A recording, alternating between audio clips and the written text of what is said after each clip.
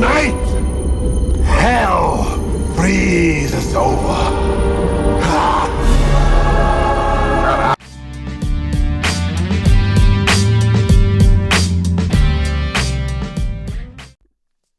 Hey guys, it's Michael the DC Multiverse Collector here, bringing you a review of the McFarlane Toys DC Multiverse Batman and Robin Mr. Freeze Build-A-Figure Wave.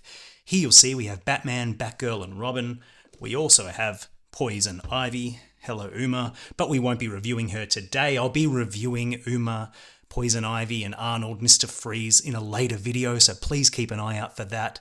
Today I'll be focusing on the heroes, Batman, Batgirl and Robin. Now a big thanks to McFarlane Toys and Head Start Toys for providing these samples for review. So let's get into it. To start with, let's have a look at this awesome packaging. Now you will have already noticed that this sort of red tinge around the box, which is a bit unusual for McFarlane Toys figures. You'll see that this sort of red and black gradient continues down the side of the box with the Batman and Robin logo, which just looks really, really striking in my opinion. And you'll see on the back, Todd gives us a look at Arnold, the figure we'll be building. Interestingly, he doesn't put an actual picture of the Build-A-Figure itself, which is an odd choice, but you do see how the figure comes together through the 4 figures in the wave. And again, big kudos to McFarlane for only requiring 4 figures in a wave to put together Build-A-Figure compared to some other companies. Down the bottom, you'll see the 4 figures in the wave: Batgirl, Poison Ivy, Robin, and Batman. So I think the packaging on these looks really, really great. Very appealing, very sort of tempting, enticing me to open them up and have a look what's inside. Before I do that, and before we crack these open and see what's in the box, please consider liking this video if you enjoy it and subscribing to the channel. It helps me a lot and it means you won't miss any of the reviews as they come out, including the forthcoming Poison Ivy review. So without any further ado, let's get these open and see what we get. So, for Batman, here's everything you get in the box, apart from the figure. You get the standard Multiverse display stand, which I'm not going to show you 3 times. It's identical across all 3 figures. You've seen it a million times before. More interestingly, you get the 2 Mr. Freeze Build-A-Figure legs. Now you can see these are fairly beefy. They're maybe not as beefy as you would expect. They're cast in a sort of a pearlescent silver plastic with a little bit of blue paint there. We'll look at Mr. Freeze in more detail when I do the full review, but there are his legs. You get them with Batman. You also get the trading card, which has a very nice picture of the handsome George Clooney. And there's the bio on the back if you want to pause that and have a look. And finally, you get these effects pieces. Now these are clearly sort of like an ice effect, cast in translucent blue plastic. It looks quite nice. The sculpt is good. These are meant to go on the fist, I think. That's as best as I can sort of surmise. And for Robin, we get the 2 Mr. Freeze Build-A-Figure arms that don't look as big as you would think. Again, that plastic instead of paint, but we'll get to that when we talk about the figure. But there they are, the 2 arms that come with Robin. We also get a card with the very handsome Chris O'Donnell. And you can pause to read the bio there if you like. And finally, we get these 2 effects pieces that are clearly sort of freeze effects, but they have challenged my very notion of order, sanity, logic, my own intelligence. I have no idea where these fit. I think this one goes sort of on an arm to sort of make it look like the arm is frozen. This one, I have no idea. Like the sculpt in there looks like it might go on a shoulder or something, and maybe over the arm and the shoulder. I could not get it to fit on any of the figures comfortably. I must be a moron. If you have any idea how this fits on, let me know. I'm sure smarter YouTubers have figured it out and they'll make me look like a complete idiot. But anyway, I can't figure this one out. You know, it remains to be seen. Maybe it goes with Mr. Freeze. You know, let's see. And finally, for Batgirl, we get probably the most interesting array of Mr. Freeze Build-A-Figure parts. We obviously get the Arnold head sculpt, which is sort of the pièce de résistance. I think the head sculpt is largely pretty good. The Arnie resemblance is quite good. I think that translucent plastic around the helmet looks really, really great. The paint is quite nice. I like the color of his skin. One thing I will say is I'm not sure about this stoic head sculpt. This is not what I associate with Mr. Freeze. When I think of Batman and Robin, he's always mugging for the camera, overacting, looking really over the top, snarling, smiling, yelling. This is just boring to me, and I think they could have done much better in terms of emotion. So for me, let's reserve judgment to when we review Mr. Freeze, but I feel like this is a missed opportunity.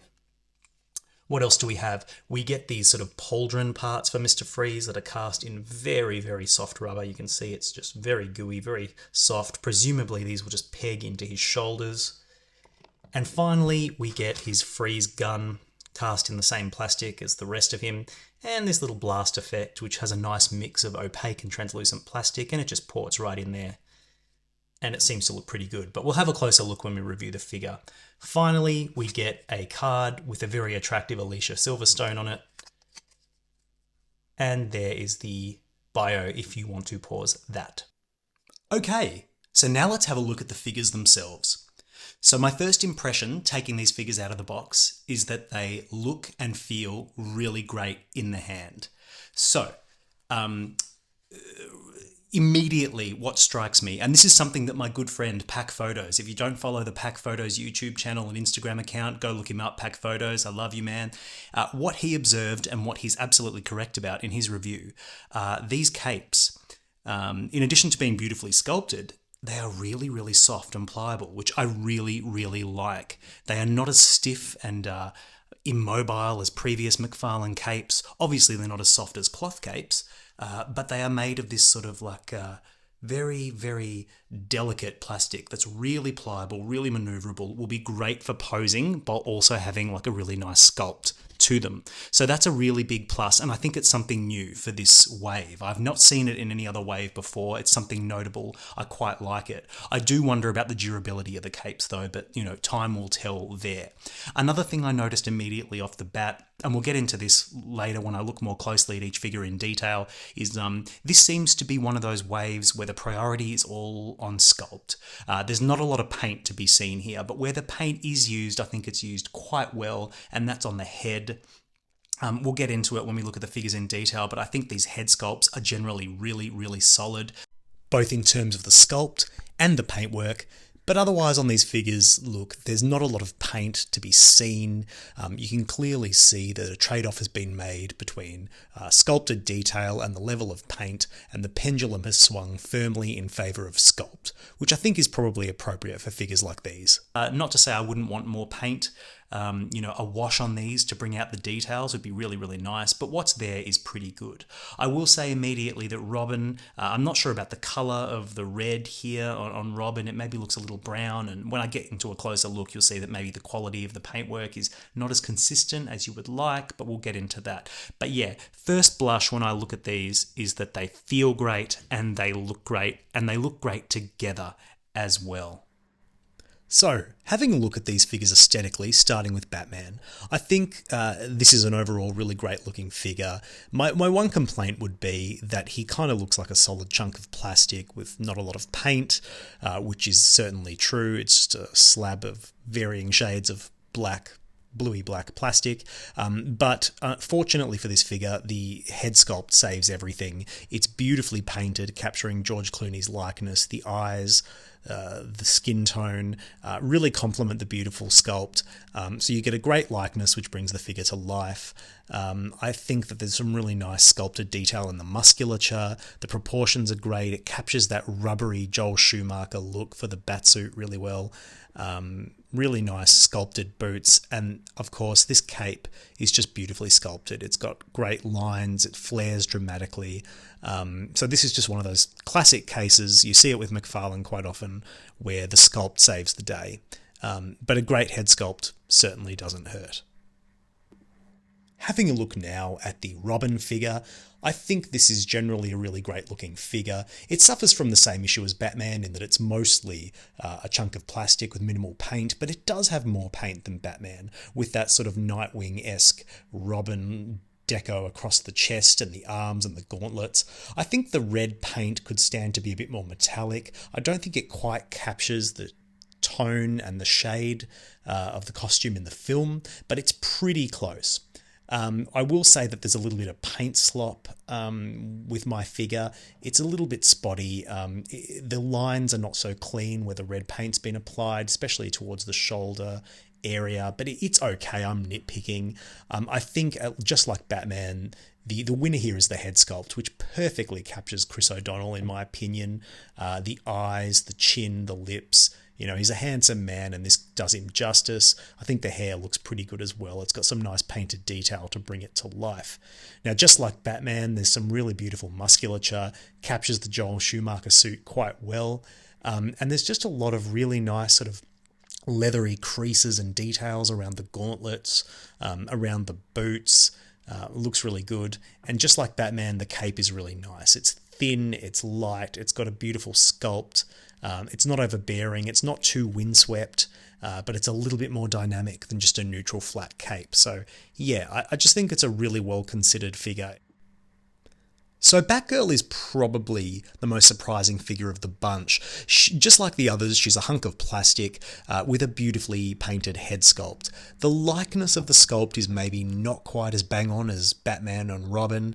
Alicia Silverstone has a distinctive look, and I don't know that this quite nails it, but it's certainly an acceptable approximation. I think the hair is beautifully sculpted and painted with some really nice shading. Overall, the head is really nice. Where this figure truly surprised me, though, is the level of quality of the sculpt. I think this is the best sculpt of the three, and she's just decked out from top to bottom with minute sculpted detail through her chest, area, down to her waist, her gauntlets, her boots. They're all creased. They all look really, really detailed. I just think she looks excellent from head to toe. And it really shows that when McFarlane goes all out on a sculpt, he produces some amazing looking figures. And I don't want to repeat myself, but just like for Batman and Robin, her cape is excellent. It sort of looks like it's got a bit of movement, like the wind is blowing, but it's not overdone. The line work, the wrinkles, the creases just look great. Yeah, overall, I just love the look of her. I love her proportions. I love the detail. I think it's just a beautiful looking figure, and it's one of my favourite McFarlane female figures to date. So taking a look at articulation, let's start with Batman. It's a bit of a mixed bag, but generally I'm pretty impressed. You'll see that at the head, we have a ball joint which allows full 360-degree rotation. He looks forward about that much. Head tilts back about that much, which is very, very nice. And you'll see he's got a nice side-to-side tilt, which allows for a lot of expressiveness. Very impressive head articulation for a figure like this. And I think you'll find that the way it's sculpted here has sort of preserved the shape of the cowl, which is really, really nice. Good job, McFarlane. In terms of the arms, you'll see we've got the butterfly joint here, which allows forward and back. You see he swivels here at the shoulder, double jointed elbows. Standard McFarlane wrist joint, sculpted, which looks really, really nice. You see he can do a T-pose. In fact, can he do a little bit more than a T-pose? Yeah, he can. He can. So he can do... No, he can do a solid T-pose, which is really, really nice. So the arms are good. You'll see there's a diaphragm cut, which allows full 360-degree rotation. And there is a waist cut that allows full 360-degree rotation. In terms of ab crunch, we get about that much, which is, I think, acceptable. And back, he goes that much, which is quite a lot. And you'll see that the sculpt continues up into that diaphragm cut, which looks really, really nice. The figure has that standard McFarlane diaper piece, which doesn't look too bad on account of all the sculpted detail. It does hinder the legs, but they still can kick out about that much. He does the splits, no problem at all. Back, although you get an unsightly gap when you do that. No thigh cut, as per all McFarlane figures. Double jointed knees, all the way back. At the foot, you'll see we've got a rocker. It's very stiff, but it's there. Toe articulation, forward and back. So, there's no boot swivel either. So it's pretty much par for the course for a McFarlane figure. I think it's actually pretty good on the whole. I've looked at some Marvel Legends Spider-Man figures recently that cannot, do the splits like that. So if Batman in a McFarlane line can do the splits like that, I'd say, he's doing pretty well. Having a look at Robin, it's actually a pretty similar story. So exactly the same as you would expect. T-pose and then some. His arms actually do go up a little bit past the shoulder line. Head spins 360 degrees. It's got a side-to-side tilt, bit of a rock going on. He can look down that much. He can look up that much. Now, I think by virtue of this hair, he kind of doesn't look up as much as Batman, but it's okay, He can't really do the holy rusted metal Batman by looking up, but he gets the job done. You'll see diaphragm cut allows 360 degree rotation. Same thing at the waist. Ab crunch, it's about the same as Batman and about the same for tilting back. And like Batman, the sculpt continues into that crunch, which is really, really nice. Kick out, 90 degrees and then some.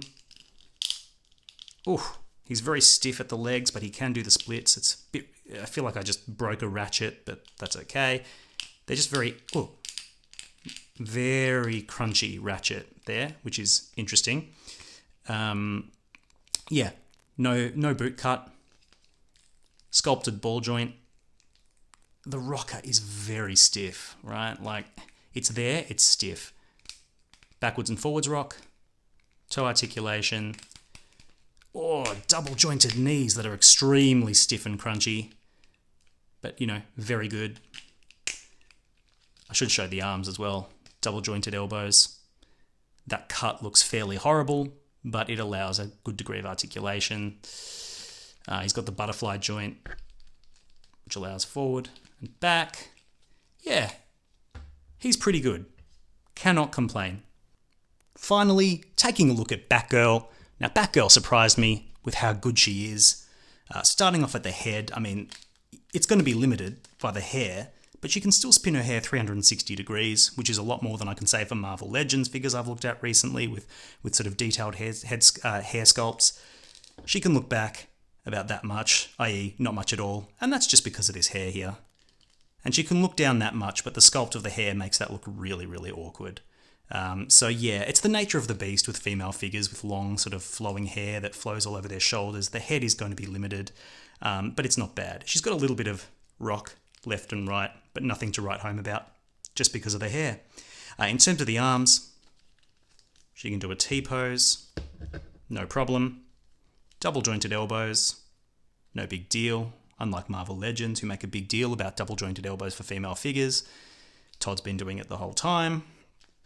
The wrist joints are very small ball joints, but there is a degree of sculpting there. Let me get that in focus. It is sculpted, so it looks quite neat, quite nice. Standard. Diaphragm cut, again, 360 degrees at the diaphragm and at the waist. So that's pretty nice. Crunches forward, really well. Look at that. She can look straight at the floor. That's great. And way back. So really excellent. Again, Marvel Legends figures, female figures I've looked at recently, not including the new Black Widow, which I hear is excellent, but all the ones I've played with cannot do that to save their life. So when everyone complains about Todd's articulation and compares them unfavorably to Marvel Legends, I just don't know what they're talking about, honestly. Anyway, at the legs, can kick out. More than 90 degrees. Splits, no problem. Standard McFarlane sort of leg articulation engineering there. Absolutely, there's a little bit of give in there, so you can kind of get a little bit of swivel. It's not much, but there's a bit to play with. Double jointed knees. Not as much as you would think. It kind of gets limited by the way this is cut, but it kind of looks awkward. But it's okay, pretty good. And sculpted ankle ball joints with a rocker that's again extremely stiff, and toe articulation rocks back and forth. So yeah, I think, Batgirl, you can really get her into some dynamic poses. If you have a flight stand, you can really get her doing stuff. I'm a terrible poser, but people will be able to do it. And because of this soft cape, they'll be able to do some great things with her. So yeah, really good articulation for Batgirl. Now let's do some comparisons. Starting off, let's compare Batman against the George Clooney Batman from the theatrical Batman movie Six Pack. Now, right off the bat, these are identical figures except for one very major difference, and that is the cloth cape versus the sculpted cape. That's the only difference between these figures. The head sculpts are the same. They're functionally the same in every other way, and any other difference you can see is probably just a function of lighting. So they are identical. Tell me which one you like better. I'm actually fond of them both. I think they're both excellent. I'm a big fan of cloth capes. I think they're just much more dramatic and flexible. But, this cape here looks really, really good the way it's sculpted. So, it's a toss-up. I think if you've already got this one, you don't really need this one, although you may need the Build-A-Figure piece. So, there they are. And here we have Batman up against the Rebirth Batman from the Clayface 3-pack. You'll see that Rebirth Batman is a bit shorter and a bit more slender overall than the George Clooney Batman, but not by much. George Clooney Batman has him in terms of height. Those ears sort of reach up a little bit higher, but there you go. And here he is against the behemoth that is Hush Batman, one of the biggest Batman bucks they've done to date. He's much taller, much bulkier. Now for some comparisons of Dick Grayson Robin. Here he is against the Nightwing Dick Grayson that came in the very, very first wave of DC Multiverse. And here's Robin against the Dick Grayson Nightwing that came in the Teen Titans Beast Boy Build-A-Figure wave. As you can see, the Chris O'Donnell Dick Grayson is much more bulky, much more muscular, just a bigger figure overall, and the buck is quite a bit larger. And here's Dick Grayson against his sort of classic younger Dick Grayson Robin counterpart. Not much of a comparison to be had, but there you have it. And here is Dick Grayson Robin against the Tim Drake Robin. You'll see they've got a very, very similar sort of musculature, height, and sort of body shape, which is quite interesting. Now for some Batgirl comparisons. Here we have Alicia Silverstone Batgirl against the Batgirl from the Three Jokers wave, which is the only Batgirl I have in my collection. And here is the Batman theatrical movie six-pack Batman with the Batgirl and the Robin. I think if you wanted to choose to pose this version of the George Clooney Batman figure with these two, I think it works really well. Obviously, there's a stylistic difference between the cloth cape and the sculpted capes, but it's not dramatic, and I think they look pretty good together. So if that's something you want to do, I think that works quite well. And here is the Val Kilmer Batman Forever Batman from the theatrical six-pack with Robin for a little bit of Batman Forever action. I think these two look pretty good together, even though the costumes don't quite meld. I strongly suspect we'll be getting a Batman Forever wave in the future, and I'm sure that Robin will get another appearance in his Batman Forever getup. So hold out for that if you're interested. But yeah, I think for the time being, these two look pretty good together. And here are Batman, Batgirl, and Robin with the bat signal from the Batman movie six-pack. And I think they look pretty awesome. So what do I think of these figures overall? If it isn't obvious, I think they're excellent. I think it's a really great wave. The movie, we all know it wasn't great. It's got its campy charm, but it's not an all-time best Batman movie. But I think enough time has passed that those of us who grew up with the film can kind of appreciate its nostalgic value. And I think these figures really capture the essence of those characters. They have that great sort of leathery Joel Schumacher-y look. And, I think the head sculpts are all really solid, particularly Batman and Robin. They're just really bang on, really evocative of the movie. I think the sculpted detail is off the charts, which we're sort of coming to expect from McFarlane's movie-based figures. And the downside of that is that the paint is lacking. Where there is paint, though, it's really good. On the head sculpts, they're all really well done. I think Robin might be the weakest in terms of paint. The head's great, but the paint across the decals across the chest just don't quite capture the film, in my opinion. They could have been done better, more neatly, a more accurate tone, maybe a metallic sheen. I think of the three figures, Batman is probably the best overall. Maybe you know what, maybe tied with Batgirl. I think she's excellent because I think her detail is superior to the other two, and her articulation is probably better too. Unfortunately, her head is probably the least impressive head sculpt of the three. So, you know, take your pick as to which is the best. I think they're all great, and I can't wait to see how they look against Mr. Freeze and Poison Ivy, who'll be coming up in my next video. So look, if this has been helpful to you at all, please give the video a like, it helps me out. Consider subscribing to the channel so you don't miss anything, hit that notification bell. I've got Poison Ivy and Mr. Freeze coming up, plus a whole bunch of other reviews, Midnighter, Wave Rider. It should be really fun. So, in the meantime, happy collecting, and thanks so much for watching.